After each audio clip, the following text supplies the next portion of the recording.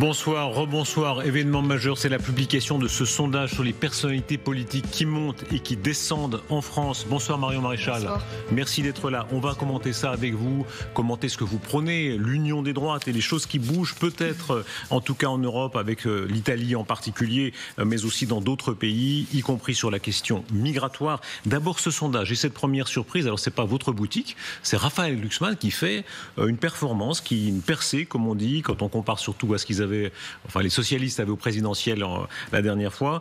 15% pour Raphaël Glucksmann. Comment est-ce que vous commentez cela ? Écoutez, les outrances de Jean-Luc Mélenchon, je pense, ont mécaniquement redonné de l'oxygène à ce qui est pour moi la grande famille socialiste. Voilà, mais je vais vous dire, ça m'inquiète parce que je vois un RN très fort au premier tour et c'est une bonne nouvelle. Mais en revanche, la limite, c'est de l'exercice qu'on a souvent connu, c'est quid du deuxième tour. Et face à un Jean-Luc Mélenchon, on se dit assez aisément que les chances de victoire sont peut-être grandes. Face à un Raphaël Glucksmann, le jeu peut être déjà plus compliqué, d'où le fait en effet que dès maintenant il faut se mobiliser pour se donner tous les moyens de cet élan au second tour. Et est-ce que le scénario catastrophe existe pour vous du retour des centres ? Au fond, on voit que Retailleau, alors dans ce sondage-là, il n'est pas très avantagé, mais on voit que c'est une force tout de même, hein, un centre droit et un centre gauche classique qui reviennent alors que pour vous, vous bénéficiez, le RN a longtemps bénéficié du recul des centres. Alors moi, je suis un allié du Rassemblement national. Comme vous savez, je ne suis pas au Rassemblement national en tant que tel, et je considère qu'aujourd'hui, il y a jusqu'au centre droit, comme vous l'appelez, Bruno Retailleau compris, entre autres choses, des gens qui devraient faire partie justement de cette grande coalition, parce que je crois qu'il n'y a pas de logique aujourd'hui à diviser les forces face à un adversaire existentiel. Voilà, moi je distingue l'allié potentiel de l'adversaire existentiel, et je crois que c'est tout ce qui doit nous rassembler d'ici 2027. On a 2 ans pour faire bouger les lignes, parce qu'une fois de plus, on a souvent connu le scénario d'un camp national très fort au premier tour, qui est dual, à transformer l'essai au second. Je vous le dis avec d'autant plus d'humilité que je l'ai moi-même vécu lorsque j'étais tête de liste aux élections régionales en Provence-Alpes-Côte d'Azur. Au premier tour, j'avais une énorme avance sur Christian Estrosi. Christophe Castaner se désiste et nous perdons au second tour, faute d'alliés et faute de réserve de voix. Donc pour moi, ça a été un déclic, d'où aujourd'hui le fait que je milite pour ce rassemblement. Vous militez, mais vous êtes très loin de Marine Le Pen. On va écouter un extrait de l'émission avec Marine Le Pen sur cette antenne jeudi qui a fait une sensation, surtout dans les milieux de droite, dans les droites, puisqu'elle ferme la porte complètement à l'union des droites et en plus en des termes qui sont extrêmement clairs. Mais pardon, mais moi je ne suis pas là pour sauver la droite, moi je suis là pour sauver la France. Ouais. C'est pas exactement pareil. Donc je ne vais pas fermer la porte à des gens... Il faut une majorité, madame. Mais d'accord, mais monsieur Rochebin, moi j'ai été élu, je suis élu, et j'ai été réélu dans une circonscription qui a été pendant 80 ans socialo-communiste. Il y a donc bien des socialistes et des communistes qui un jour se sont mis à voter pour le Rassemblement national. Oui. Je ne compte pas leur fermer la porte au nez. Mais vous voyez bien qu'il y a un plafond, madame. Là, il s'est passé, on revient à ce plafond d'il y a un an. Il y a un plafond, que vous le vouliez ou non, que ce soit bien pas bien. Mais pour faire l'union des droites, il faut se positionner à droite. Moi, je me positionne au-dessus de cela. Voilà, je suis ni de droite, ni de gauche. J'œuvre pour mon pays, j'œuvre pour mon peuple. Vous voulez dire que vous n'êtes pas plus proche de M. Retailleau, par exemple, que de M. Olivier Faure, franchement ? Sur certains sujets, oui. Marion Maréchal, d'abord, cette hésitation, pas plus proche forcément sur certains sujets seulement de Retailleau ou de Faure. Si je ne suis pas aujourd'hui au Rassemblement national, c'est qu'il y a un certain nombre de raisons. Je partage évidemment ça, par exemple. Point de convergence, et il ne vous aura pas échappé qu'en effet sur ce plan-là, j'ai une divergence. Maintenant, Marine Le Pen dit une chose que j'entends. Je ne suis pas là pour sauver la droite, je suis là pour sauver la France. C'est aussi mon cas. Je vous le cache pas, je me réveille pas le matin en disant je vais sauver la droite. En revanche, je considère que pour sauver la France, il faut battre la gauche, et que pour battre la gauche et en avoir l'assurance, il faut rassembler les droites. Donc c'est pour cela que je considère qu'aujourd'hui, et c'est pas moi qui le dis d'ailleurs, les sondages, les résultats électoraux en attestent, qu'un parti politique, aussi fort soit-il, ne peut gagner seul. Et je crois que la victoire réside dans la capacité à additionner de complémentarité, des singularités. Mais pour ça, c'est vrai que ça demande une démarche de compromis, de dialogue, d'accepter de réformer une partie de son programme. Mais pardon, pour être encore plus clair, pour vous, est-ce que c'est une stratégie perdante ? Si le RN fait, comme vous dites, très fort au premier, mais est bloqué au plafond au deuxième ? Je pense que si nous repartons dans les modalités actuelles, il y a en effet un risque de défaite au moment où je crois précisément que Marine Le Pen, aujourd'hui candidate officielle pour le camp national, peut l'emporter, et ce serait regrettable. Mais c'est d'ailleurs, une fois de plus, on a beaucoup parlé de dissolution. Moi, j'appelle également à la dissolution. Je pense que c'est la seule porte de sortie aujourd'hui. Mais je pose une question préalable. Pourquoi faire ? Parce que ce que disent les sondages, c'est qu'aujourd'hui, s'il y avait dissolution, on se retrouverait quasiment dans la même situation, sans majorité absolue. Donc tirons-en les conclusions, parce que quel intérêt de retourner aux urnes si finalement nous sommes dans la même situation de blocage au lendemain ? Est-ce qu'il y a quelque chose de personnel chez Marine Le Pen ? Quelque chose droite, traditionnelle, d'anti-bourgeois peut-être. On a un moment de l'émission où on parle des bourgeois, je vois son œil qui s'allume un peu parce que traditionnellement, oui, il y a eu une antipathie entre elle, entre Jean-Marie Le Pen et ce qu'on pouvait appeler une certaine bourgeoisie française. Est-ce que ça a laissé des traces aujourd'hui ? Je crois que déjà Marine est profondément authentique et sincère. En l'occurrence, je crois qu'elle n'a rien de tactique, mais ça fait partie d'ailleurs des désaccords, vous savez, que j'avais déjà quand j'étais au Front National à l'époque avec elle, qui est je crois, une lecture des choses qui ne me semble pas personnellement exacte. Sincérité sur quoi ? C'est-à-dire, soyez précisé. Elle est sincère en quoi, là ? Sur sa ligne et sur sa tactique. Oui, mais là, dans ce rapport avec la droite traditionnelle, qu'est-ce qui la heurte ? Là où il y a je crois, une erreur d'analyse, selon moi, c'est que quand elle parle de ces territoires qui sont passés du socialo-communisme de fait au camp national, et qu'on regarde dans le détail, déjà on constate que ce mouvement s'était fait en partie sous Jean-Marie Le Pen, et quand on regarde les motivations de ces électeurs, c'est très intéressant. Ce sont exactement les mêmes qu'un électeur de droite. Ça veut dire quoi ? Ça veut dire que ces électeurs de gauche sont passés en réalité à droite. Et surtout, j'en finis, ce qui est intéressant dans la circonscription de Marine Le Pen, la gauche existe toujours. Par contre, la droite a disparu. En fait, le camp national a totalement absorbé la droite traditionnelle. Donc, moi, j'en tire pas du tout les mêmes éléments. Maintenant, bon, c'est vrai que Marine Le Pen a une fibre sociale et populaire. Et cela dit, est-ce que ça marche, mérite, d'ailleurs. Au fond, si on regarde les sondages, de fait, est-ce que dans un pays comme la France, qui a une fibre assez étatiste, un peu antilibérale, finalement, ça marche. En tout cas, les sondages le montrent. Mais que le Rassemblement national est un écho très important auprès des Français, avec la ligne qui est la sienne, c'est indéniable. Maintenant, le sujet, c'est pas seulement de faire des gros scores au premier tour ou d'être très fort dans les sondages. On est d'accord. On arrive quand même à un moment donné où la France est dans une situation économique, budgétaire, migratoire, identitaire, culturelle absolument dramatique. Donc moi, ce que je veux, c'est qu'on ne perd pas de nouveau 5 ans avec les mêmes recettes et qu'on en tire dès maintenant les conclusions en regardant ce qui se passe un peu à l'étranger. Alors, comment vous faites ? Faisons un cas d'école. Un Kriegspiel, comme disent les militaires, parce que vous dites toujours union des droites, union des droites, union des droites. Bon, alors, expliquez-nous. C'est-à-dire, vous appelez Laurent Wauquiez, vous dites allons voir. Comment ça se passe ? Je ne vais pas être très original. Il suffit de regarder ce qui se passe à l'étranger ou ce qui s'est passé même en France, partout ailleurs, puisque aucun parti, une fois de plus, n'a gagné seul. Toujours des coalitions. Ce sont des partis qui, à un moment donné, s'assoient autour de la table. Pas toujours d'ailleurs avec des gens qu'ils apprécient. Parfois, il y a des vieilles concurrences, mais enfin. On prend ses responsabilités en main et puis on trouve un compromis sur un programme. On est capable d'accepter de faire un pas vers l'autre, de renoncer à certaines choses, d'en appuyer d'autres. Attendez, soyons précis, parce que celle-là, le diable est dans les détails, vous savez très bien, parce qu'en général, souvent ça marche, mais quand on entre dans la pratique, ça veut dire quoi ? Autour de cette table, vous voyez qui ? C'est pas moi qui vais vous faire le programme commun aujourd'hui. Je veux bien croire, mais autour de cette table, qu'est-ce qu'il y aurait ? Eh bien, je vais vous dire très librement, il y aurait probablement d'autres gens encore, mais Marine Le Pen, Jordan Bardella, moi-même, je le souhaite et je l'espère évidemment. Vous ne prenez pas beaucoup de risques pour l'instant. Éric Zemmour me semble tout à fait, Nicolas Dupont-Aignan, Bruno Retailleau, Laurent Wauquiez, et même d'ailleurs, j'ai envie de vous dire, jusqu'à une partie d'horizon. Je dis bien une partie d'horizon, parce que j'ai pas grand-chose à faire avec Nathalie Loiseau, par exemple. Alors, attendez. Édouard Philippe serait autour de cette table, par exemple ? Alors, Édouard Philippe, c'est un peu particulier, parce qu'à un moment donné, vous savez, quand on se dit de droite, il y a les propositions, mais il y a les actes. Moi, j'oublie pas quand même que Édouard Philippe, il a appelé à voter communiste face au Rassemblement national. C'est pas rien. En revanche, par exemple, une femme comme Christelle Morancet, qui est présidente de la région des Pays de la Loire, qui a fait quasiment jusqu'à 100 millions d'euros d'économies et a coupé sec dans les subventions de la gauche culturelle. Bon, je pense qu'il y a des choses à se dire. Parce qu'on parle souvent de ce qui nous divise, mais il y a quand même énormément de choses qui nous rassemblent, tous ces gens, honnêtement, sur l'immigration, sur le régalien, sur la sécurité, même, j'ai envie de vous dire, sur la réduction d'un certain nombre de dépenses ou de la volonté de baisser les impôts sur les classes moyennes. Quand même, excusez-moi, une très bonne base de départ. Quelques visages, je ne vais pas vous faire un droitomètre ou des brevets de droite, mais regardez quelques visages et ça m'intéresse d'avoir votre avis. Quand on voyait tout à l'heure d'ailleurs, l'appellation c'est toujours intéressant, qui est de droite, qui est de gauche. Tout à l'heure sur ce plateau, Manon Aubry disait Raphaël Glucksmann n'est pas de gauche. Bon, chacun classe, tout est relatif dans la vie. Quand on voit un Bruno Retailleau, c'est un homme de droite pour vous ? Déjà, je suis flatté que vous me preniez comme autorité morale pour définir qui... C'est vous qui êtes là, alors morale ou non, mais en tout cas, je vais essayer de me faire l'arbitre des élégances droitières. Bruno Retailleau, oui, évidemment, selon moi, il est de droite. Mais pour une raison simple, c'est que pour moi, le clivage aujourd'hui droite-gauche, il a muté. Il est passé du critère économique et social au critère identitaire. Et donc, la question de l'immigration est centrale. Vous êtes proche de lui ? Idéologiquement, j'ai beaucoup de points communs. Maintenant, il ne vous aura pas échappé que moi, je ne souhaite pas être le marchepied du macronisme. Laurent Wauquiez ? Oui, Laurent Wauquiez, évidemment, est également de droite. Très proche ? Très proche. Par les idées. Il y a des sensibilités différentes, mais oui, bien sûr qu'il y a beaucoup de choses en commun. Mais une fois de plus, la question étant de savoir que faisons-nous de ces proximités ? Sébastien Lecornu, est-ce qu'il est encore un homme de droite à vos yeux ? Ah non, je pense qu'aujourd'hui, quand on regarde d'ailleurs la dernière intervention qu'il fait même dans la presse, on voit que c'est une nouveau visage du macronisme agonisant dont il a tous les oripeaux.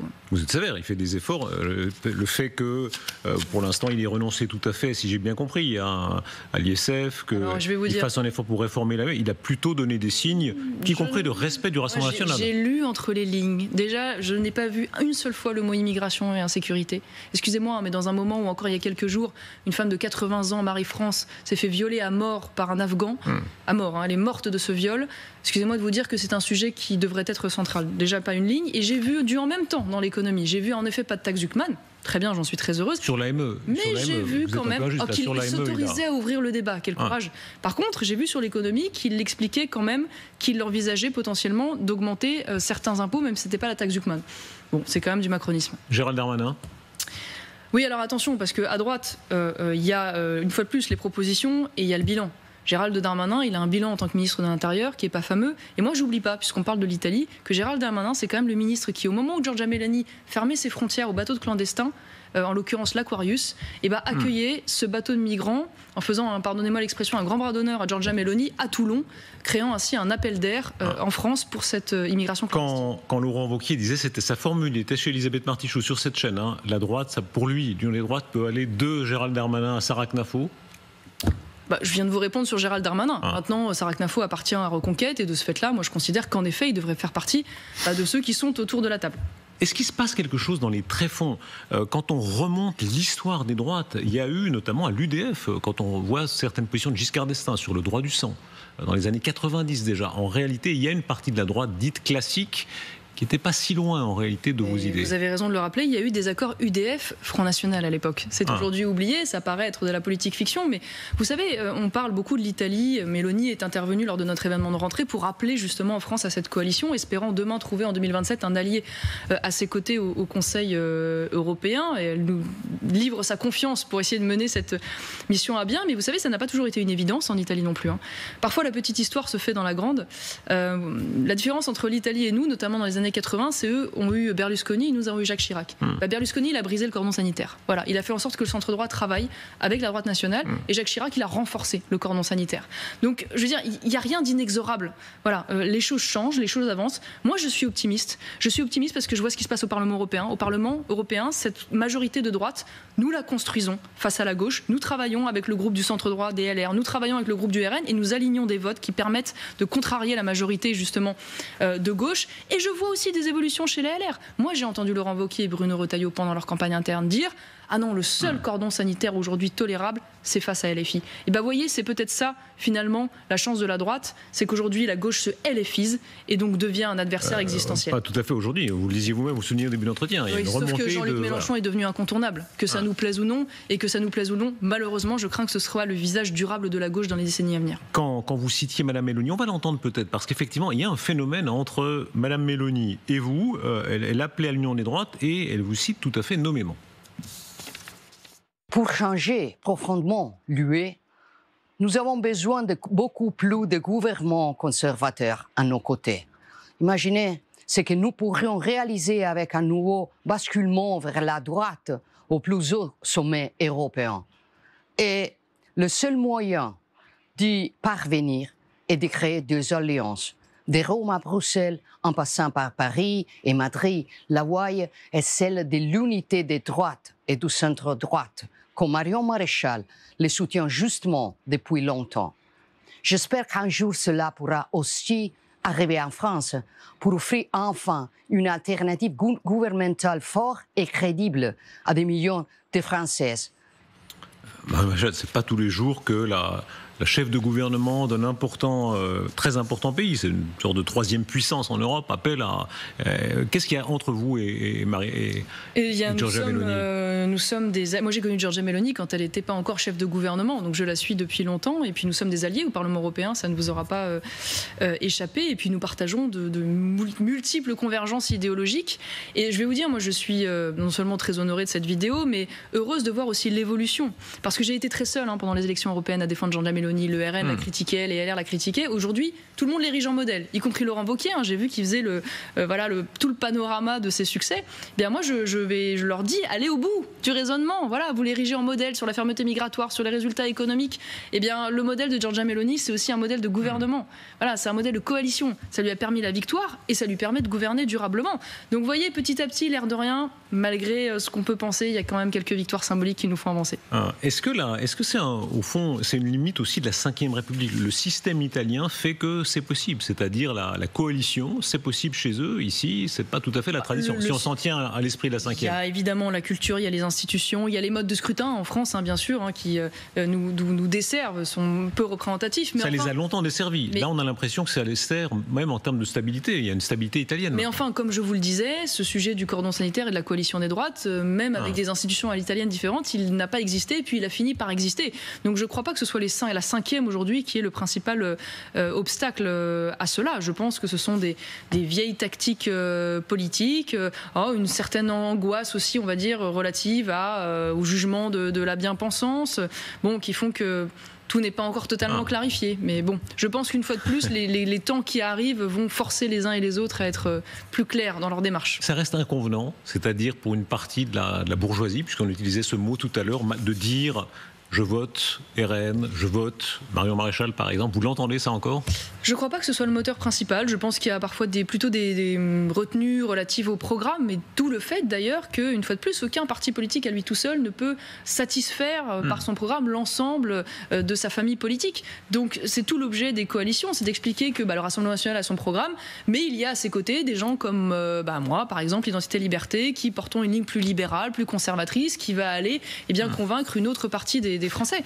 Moi, je me dis, vous savez, on a 2 ans jusqu'à l'élection présidentielle. Donc, la mission que je me suis donnée, c'est celle-là. Elle apparaît aujourd'hui lointaine, mais je vais y mettre toute mon énergie parce que j'y crois et surtout parce que je ne vois pas d'autres solutions que celle-là. S'il y en a d'autres, donnez-les-moi. Mais a priori, elles n'existent pas. Jusqu'où peut aller l'arrêt de l'immigration de votre point de vue ? Il y a un mouvement en Europe, on peut regarder des sondages en Europe au sens large, d'ailleurs pas seulement l'Union européenne, mais le continent. Sondage au Royaume-Uni, c'est le plus spectaculaire. Nigel Farage en tête, malgré le Brexit, certains ratés du Brexit, etc. Les commentateurs disaient plus jamais. En réalité, une grande partie du peuple britannique lui ferait confiance.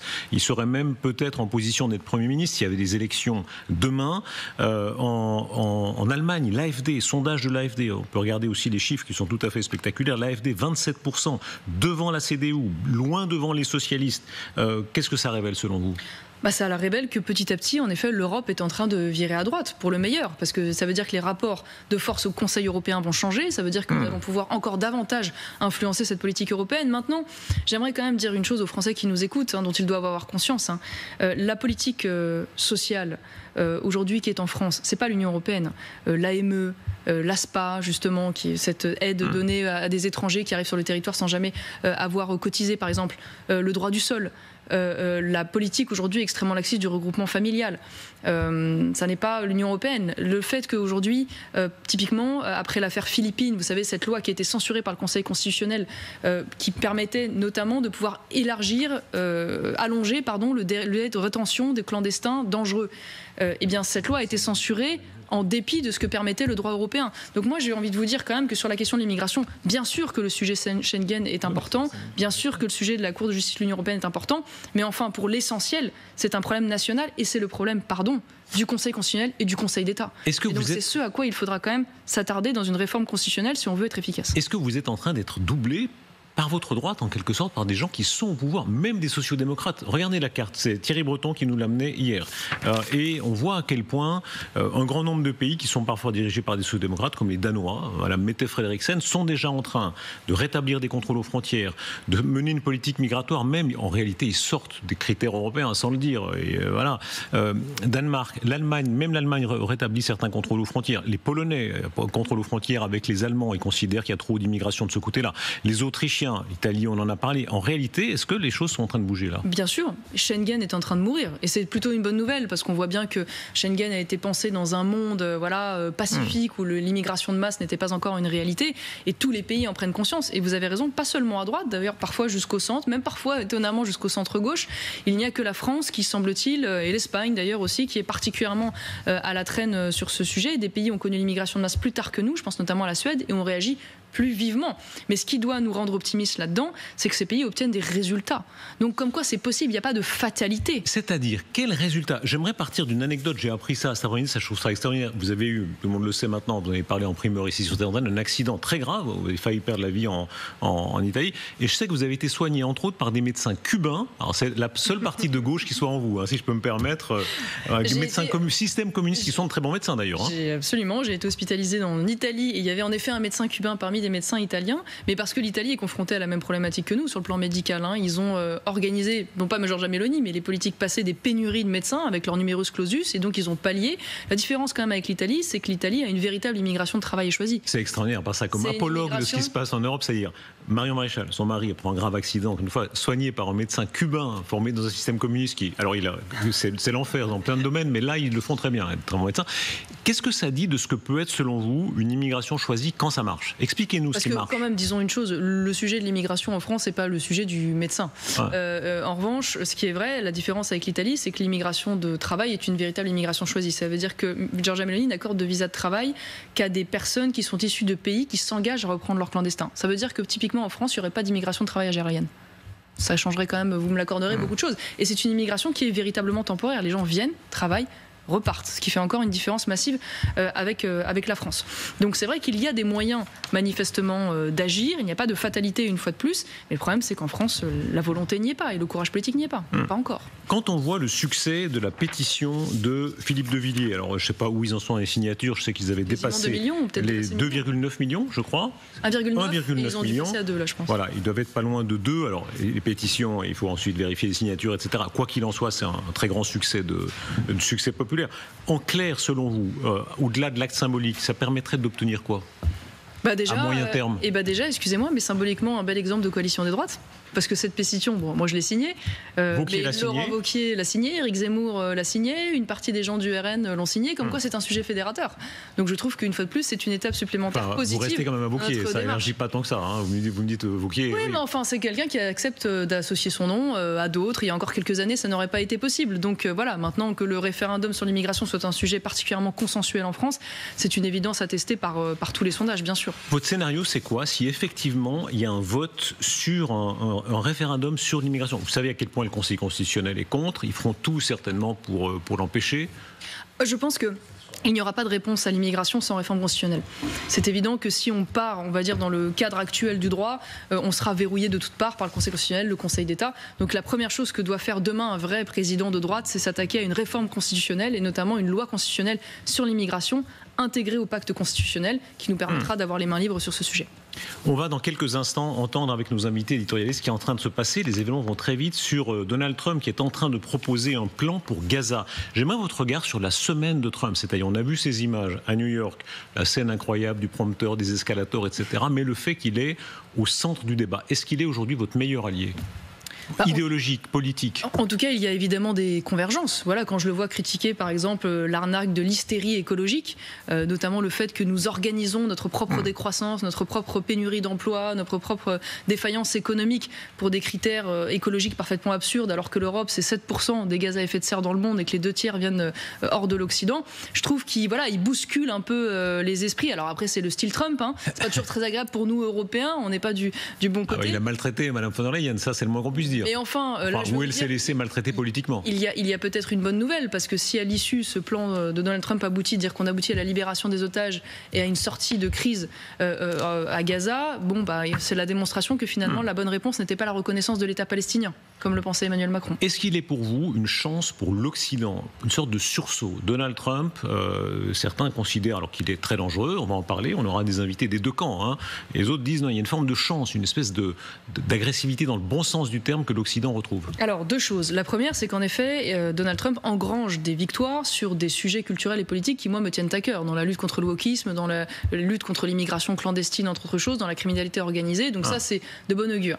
Est-ce que vous applaudissez, pardon, je vous interromps, mais parce que souvent on entend en France, moi je suis frappé du double discours. C'est-à-dire souvent, beaucoup de gens de droite notamment, hors caméra, sont jubilent parce qu'ils ont l'impression enfin qu'ils ont quelqu'un qui leur ressemble. Et dès que la caméra s'allume, ça les gêne un peu parce qu'ils savent que Trump n'est pas si populaire que ça en France.